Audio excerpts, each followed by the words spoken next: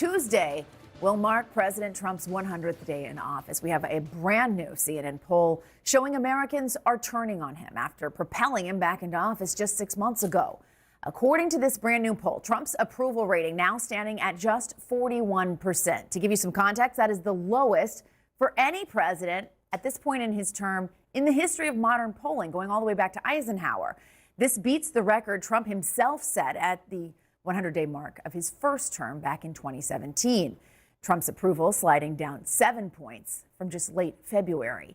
There's very little good news in this poll, and for the president, and CNN's chief data analyst Harry Enten is joining us here in Washington to break down the numbers.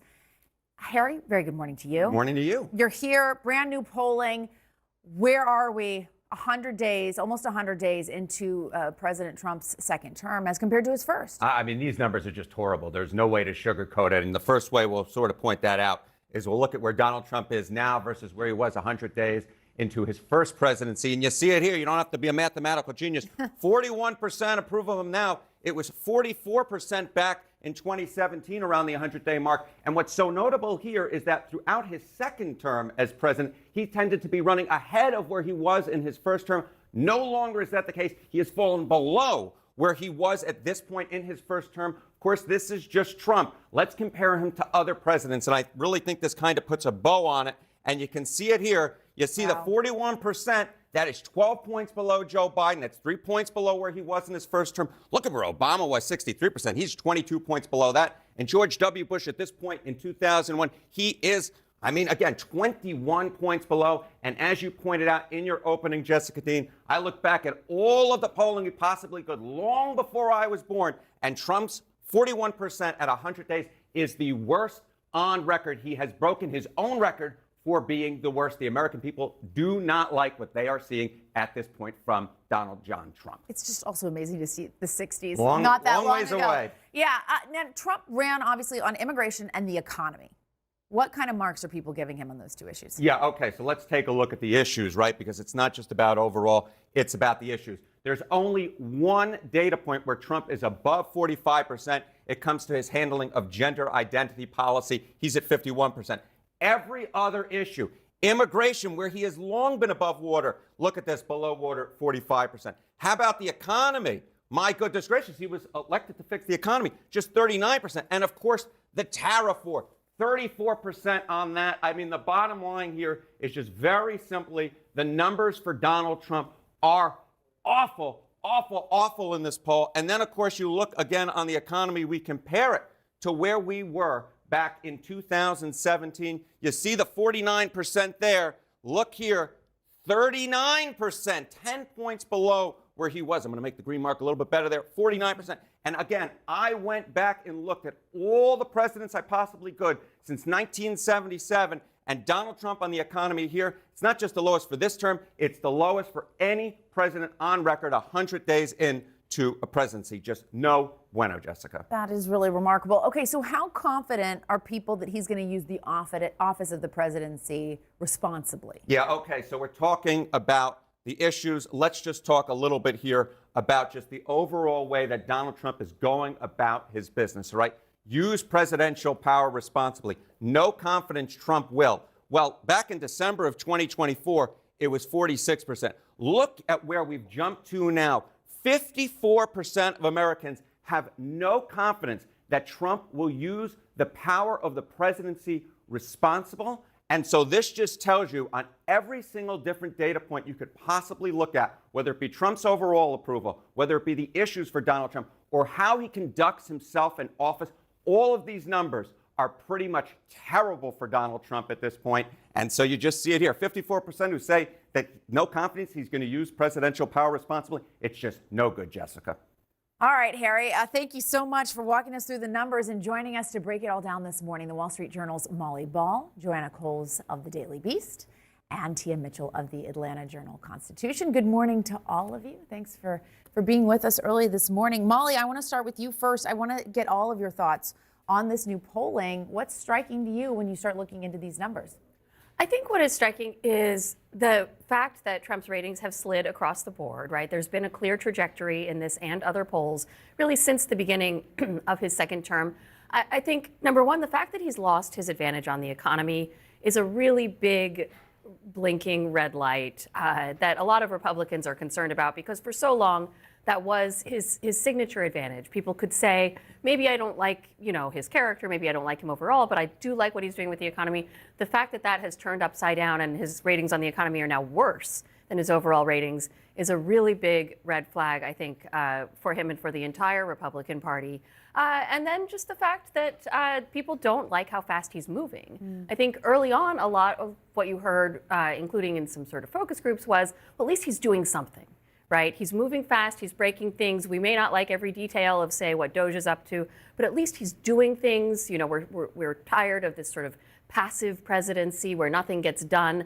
And now you actually see the American people sort of saying, maybe we should put the brakes on. Yeah, that is interesting. And Joanna, Trump also was doing well with independents. I mean, that's where you have to win the presidency, is to get independents on board. It is interesting to see that now he's down to 31% approval. Well, I think it's important to point out, too, that this isn't just a CNN poll. This is Republicans who are saying this about Trump, and probably the most powerful voice this week has been Ken Griffin, a huge Republican donor who said that the country is 20% worse off since Trump was inaugurated, that the brand of America, which is not just a financial brand, it's a cultural brand, it's a military brand, has been really dinged. And I think not only has he lost independence, but you can see clearly within the Republican Party there is enormous concern. And you hear about the rows going on backstage with Scott Bessent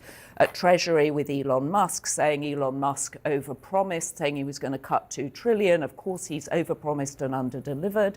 It feels chaos, and you're seeing it reflected in the polls. Yeah. Tia, should we be surprised by any of this? So, in a way, yes and no. I think we all say, Trump ran on immigration. He ran on some of these culture war issues. He ran on really, turning the federal government upside down. But I think what the polling is showing us is even on the culture wars issues and on immigration, he still tied that into an economic message. He said, we're going to kick out the illegal immigrants because they're taking resources away from cities. They're taking your black and brown jobs. And so that has not turned out to be true. The economy has not turned around, even as he's cracked down on immigration.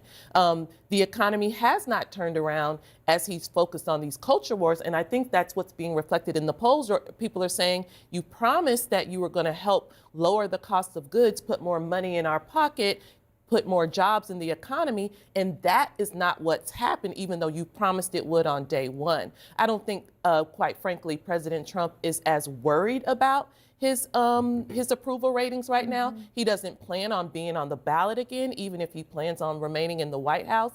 But what I think is concerning to a lot of Republicans is the fact that they know these polls could mean a disaster for Congress in 2026. And he doesn't seem to be that concerned about that either. I do think that is the key, right? Because in these midterms, it's going to be these all House members that are going to be on the ballot. It's going to be these congressional members that are going to have to face the consequences. And Trump, Harry, he's not going to have to. Yeah, he's not going to have to. But I'll tell you, there is pretty much zero chance, if Donald Trump's approval rating is 41% in November of 2026, the Republicans have any shot of holding the House of Representatives. There is no precedent for a president's approval rating being as low as Donald Trump's is right now, and then his party holding on to the House in the midterm elections. We were talking about it yesterday. I mean, when you look at approval ratings this low, this early, you look at where the generic ballot is this low, this early, that usually spells doom for the president's party when it comes to midterm elections. Yeah, and to that point, Republican Don Bacon of Nebraska saying that maybe he's going to be considering retirement, trying to figure out if that's going to be worth it or not for him, which obviously all of these people have to do. And Molly, you have a piece in the Wall Street Journal, "The Never Surrender President Retreats." And I think there is the question of how much is he internalizing any of this, and does he care? Well, you do see him backing down on a few fronts recently, right? The way we've seen him handle the tariffs, the on again, off again, the fact that he's paused them in the face of blowback from the markets and from his own party. The way that this week he went back on his seeming threats to want to terminate the chairman of the Federal Reserve, which the markets did not like at all. But even the way he's approaching, things like Doge, the sort of gradual phasing out of that Elon Musk effort, as Joanna talked about, and on Ukraine now threatening to walk away from these talks entirely. Now, we did see some potential progress with the Zelensky meeting yesterday at Pope Francis's funeral, but these are a lot of different fronts on which you see, a president whose popularity is declining, starting to potentially moderate some of these vast promises that he's made, even as, of course, he is still being maximally confrontational in a lot of different ways. But you saw the student visa issue, right? The administration just completely abandoning that attempt to take away thousands of student visas on Friday. So you see in a lot of places they are backing down to some degree.